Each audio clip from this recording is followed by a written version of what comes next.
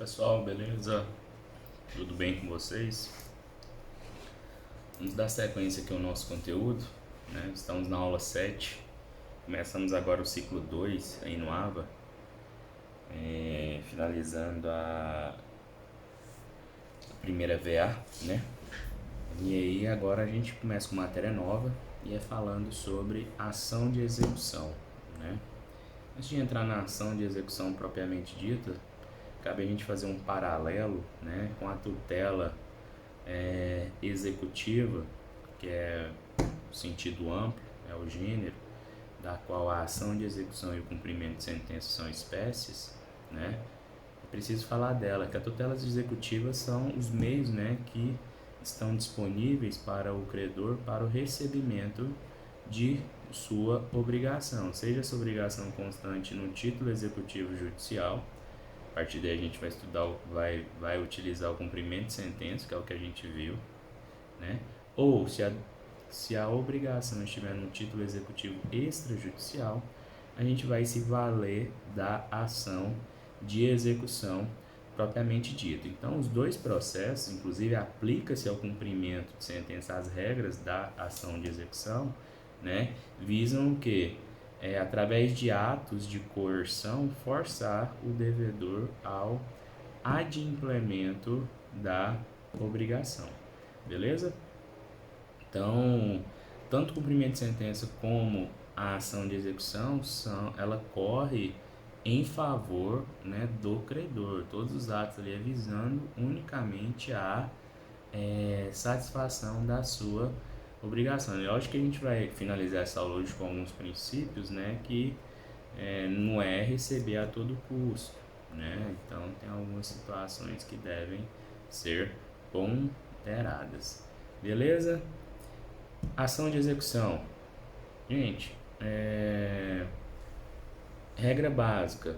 Para que se tenha o cumprimento de sentença, a gente viu que tem todo um processo para trás, todo um processo de conhecimento para trás, que culminou num título executivo, seja uma sentença ou uma decisão, né? Que a partir daí que não cumprida, acarretará o que? O cumprimento de sentença. Aqui não.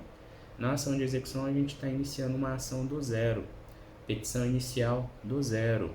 A gente vai ter um título, né, que é um documento formado entre as partes, que contém uma obrigação líquida, certa e inadimplida, né, que vai permitir o ajuizamento dessa ação de execução.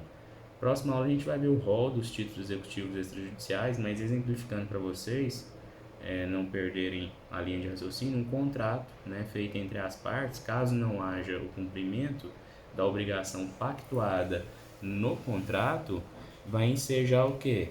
A propositura de uma ação de execução. Beleza? É isso que a gente vai estudar agora. Qual que é o objeto da ação? Quem são as partes nesse processo de execução? Proposta da ação de execução. Como é que o devedor vai se defender? Após a defesa, como é que o processo segue? Quais são os atos, né, executivos do processo de execução? Né? Então a gente passa a estudar isso agora, começando pela competência. Qual será o juízo competente para a propositura da ação de execução? For facultativo, né? Eu poderei promover a ação de execução no domicílio do executado, poderei propor a ação de execução no foro da situação dos bens sujeitos à execução. Às vezes o contrato versa, né, sobre um bem específico, um bem imóvel situado na cidade X. O foro de ajuizamento dessa ação vai ser no foro da situação do imóvel, né, na cidade X. Às vezes, né, o devedor possui bens em determinado local. Eu posso me valer, lógico que não houver um foro de eleição, que é aquele pactuado entre as partes, né, eu poderei me valer, né, dessa faculdade foro do domicílio executado, foro da situação dos bens sujeitos à execução, foro do lugar em que se praticou o ato ou em que ocorreu o fato que deu origem ao título, mesmo que nele não resida o executado, né? Às vezes é uma situação de emissão num cheque na praça determinada, na praça de Rubiataba, sendo que o devedor mora em Goiânia. A ação de execução poderá ser proposta na comarca de Rubiataba. E por fim, deixei para falar o final, foro de eleição, que é o foro que é pactuado entre as partes e deve ser respeitado, né, caso seja necessária a propositura de uma ação de execução. Beleza? Todas essas regras de competência, essas 4 regrinhas que eu falei, estão lá no artigo 781, incisos 1 e 5, tá? 1 e 5 são as regras gerais para a propositura de uma ação de execução. Nós também possuímos regras específicas que estão nos incisos 2, 3 e 4. Quais são essas regras específicas? Também falam, né, dizem respeito à competência. Por exemplo, são 3, tá? Devedor com mais de um domicílio. A ação pode ser proposta em qualquer um deles. 2. Devedor com domicílio incerto. A ação pode ser proposta no local em que ele for encontrado ou no domicílio do exequente. O exequente não vai ficar esperando o cara aparecer para poder propor a ação. Não. A ação no domicílio dele, exequente, ou no local onde o cara porventura aparecer, citação por edital se não souber o paradeiro do cara, e segue o bonde. Por fim, pluralidade de devedores com domicílios distintos. O exequente também pode escolher o foro de domicílio de quaisquer um deles. Viram que a execução corre em favor do credor? Toda essa faculdade do credor poder, acho que eu falei errado, volta o vídeo aí. A execução corre em favor do credor, tá? Então toda essa faculdade para o credor escolher, optar para poder propor a ação, né, diz respeito, né, aí já a competência, a gente já vê, né, esse princípio de que a execução corre em favor do credor. Causas de modificação da competência. Viram lá no processo civil 2, né, com a professora aí competente da matéria. Causas de modificação ou prorrogação da competência. Se a competência absoluta, que é aquela fixada em razão da matéria, pessoa ou função, jamais essa competência será prorrogada. E o que isso significa? Que a ação deverá ser proposta respeitando de forma absoluta aquela competência. E que no caso de incompetência, o que vai acontecer? Poderá se alegar a qualquer momento do processo, incompetência absoluta, né? Que é aquela determinada pela matéria, pessoa ou função. E a competência relativa? A competência relativa é aquela determinada em razão do território ou valor da causa. O que eu estou falando isso para vocês novamente? Se a gente estiver diante de uma competência relativa, o que acontece?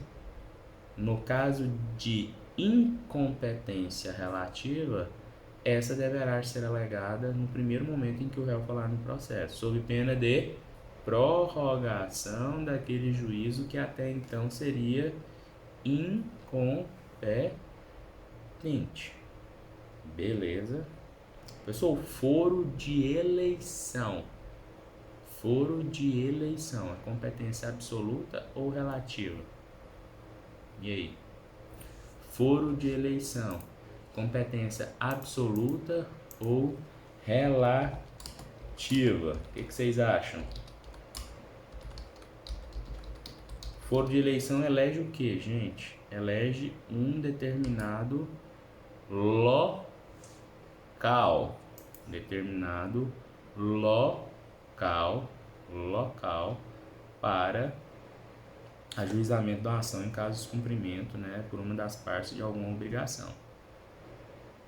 E aí, se é local, território. Se é território, competência relativa. Se não for alegada a incompetência no primeiro momento do executado falar no processo, prorrogação daquele juízo até então incompetente. Beleza? Tranquilo? Dúvidas? Tomei rouco hoje. Quando eu passo raiva, eu fico louco. Não é pessoa passar umas raivas, hoje passei, sou ser humano, né? Passo raiva direto. Sou aluno passa raiva no senhor, não. Aluno não passa raiva em mim, tá? Jamais. Beleza? Só pra deixar claro, ele não foi aluno e só enchendo o saco mesmo. Beleza? Vamos prosseguir com a matéria. Só pra não descontrair. Não deixem de ler o material, tá, gente? Pelo amor de Deus.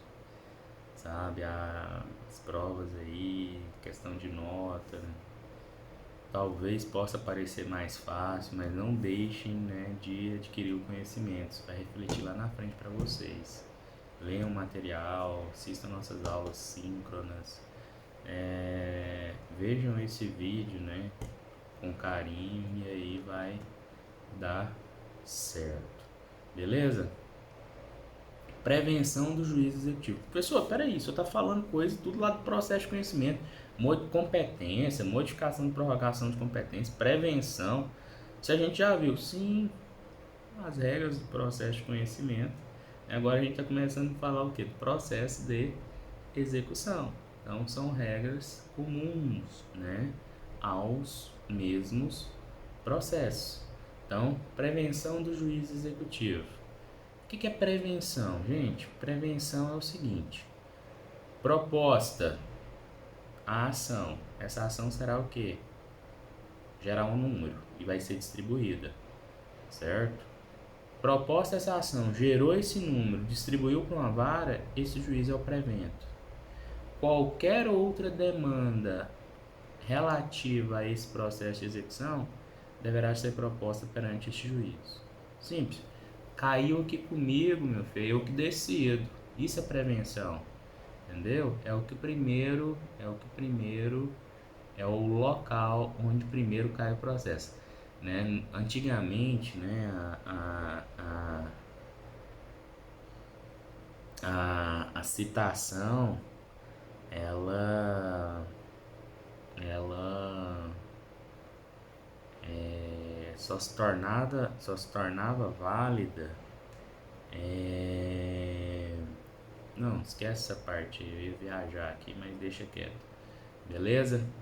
Ia falar sobre citação aqui, mas não é o caso não, tá? Pessoal, então tá, fala de citação no processo de execução. Proposta a ação, esse juízo esse processo é distribuído para um determinado juízo. Recebida a petição inicial, o juiz pode determinar a emenda à petição, ou ele pode receber e mandar citar, ou no caso aqui o nosso, o executado. Lá no processo de conhecimento, o réu ou requerido, tá? Gravem só isso aqui. Eu ia falar uma regra do processo 73, mas não vou misturar para vocês, tá? Me desculpem. Beleza? Tranquilo? Então, é prevento o juízo que primeiro cai o processo. Beleza, gente? Vou parar agora, tá? Só para reforçar, antes de eu parar o vídeo, a gente faz um outro módulo, vai ser bem pequenininho. Incompetência absoluta e incompetência relativa, tá? Competência relativa, eu já vou adiantar aqui, o primeiro momento que o executado fala no processo chama os embargos à execução. Então, se ela não for alegada nos embargos, aquele juízo será, né, se prorrogará. Então, o juízo, prorrogação da competência é o quê? O juízo que até então não é competente passa a ser o competente. A incompetência absoluta, gente, ela, né, pode ser alegada nos embargos, pode ser alegada a qualquer momento no processo em sede de exceção de pré-executividade. Quero fechar com essa informação, lá na frente a gente vai estudar, tá? Beleza? Tranquilo?